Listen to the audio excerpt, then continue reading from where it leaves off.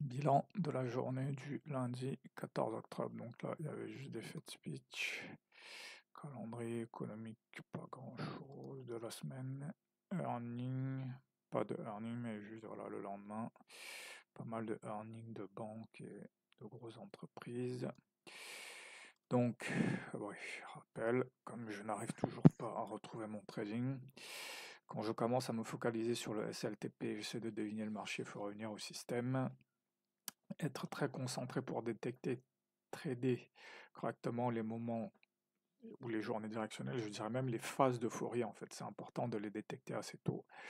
Accepter des journées où il va y avoir que 2-3 trades déterminés et les journées directionnelles, donc là où je vais trader toute la journée et là où il faut sizer. Invalidation et validation restent des probas, parfois ça marche, parfois non. Il faut juste suivre les signal bars, faire le choix simple d'instruments qui montrent des signaux convergents dans la même direction. Ne pas rentrer dans le mode évaluation, est-ce que RB50 ça va marcher, MIVHB en fait, voilà, ne pas rentrer dans le mode est-ce que ça va marcher, mais j'ai le signal, j'exécute. La clé ici, c'est qu'on est en phase d'euphorie. C'est des moments que je peux voir par exemple en octobre 2023, en août 2024. Donc dans ces conditions, je veux voir le prix partir à la hausse dès l'ouverture, les retracements être achetés quand le prix revient à tester un niveau. On va faire value gap. Se rappeler aussi que pour acheter les retracements, le placement du SL est important. En fait, le SL, il faut toujours se rappeler que c'est pas une science exacte en fait. C'est pas parce que mon SL est touché qu'il faut pas que je rentre en fait. Il y a d'autres facteurs à prendre en compte. Et il faut être prêt à racheter quand le prix fait un bull flag après retest d'un niveau, aussi en fonction de l'heure. Quand le marché entre en euphorie, considérez les baisses comme des scalps. Ça, c'est très important. Dans un marché euphorique, il va quand même y avoir des baisses, mais c'est pas là où ça va être le plus simple en fait. Vaut mieux se dire que là on est en euphorie, je vais plutôt attendre que ça baisse pour acheter en fait.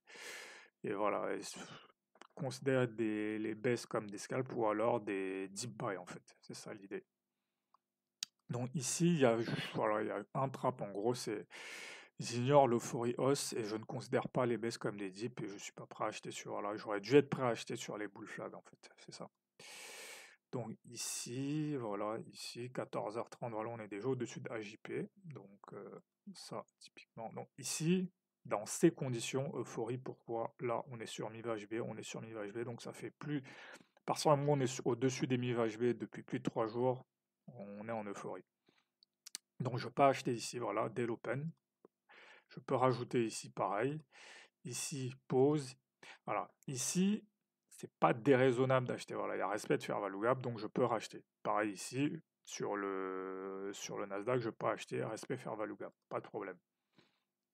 Donc là, je vais pas rajouter parce que j'ai déjà 3 positions. Ici, rien. Ici, je pourrais vendre sur le Nasdaq parce que là, je peux me dire qu'on va aller retester AJP. Ce serait pas déraisonnable comme achat. Voilà, et c'est là que le problème se pose. Voilà. C'est que potentiellement, je viens de me prendre un SL ici, et là, est-ce que je re-rentre en fait?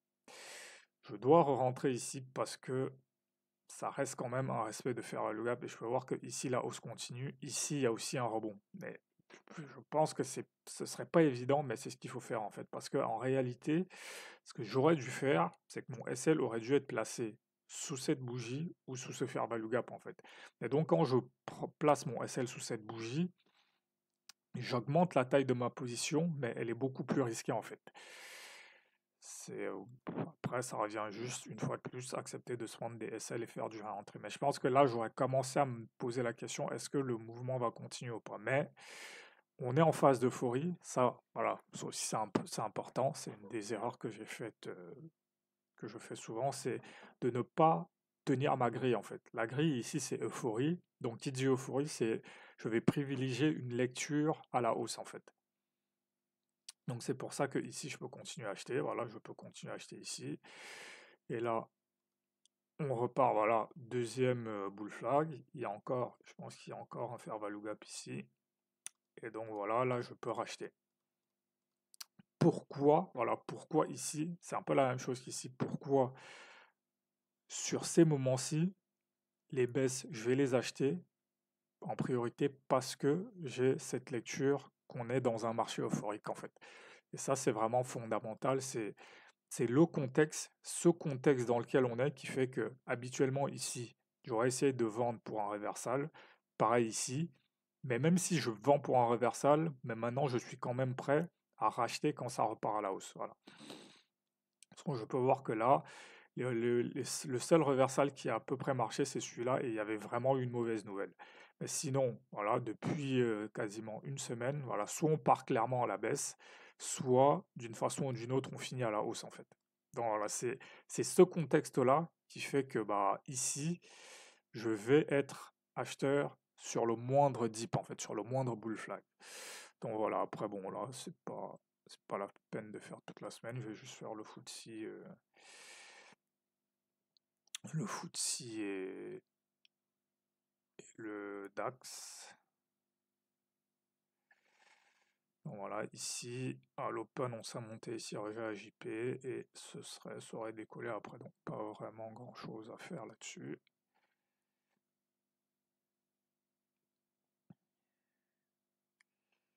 Sur le DAX, là, ici, le matin commence à décoller, finalement c'est chaud, donc pareil, il n'y aurait pas eu grand chose à faire. Donc bon, par acquis de conscience, je vais quand même montrer, mais pareil, je peux voir ici l'euphorie, hein, c'est assez clair. Voilà, pareil, sur le dos, c'est assez visible. On est au-dessus des mi-vaches B.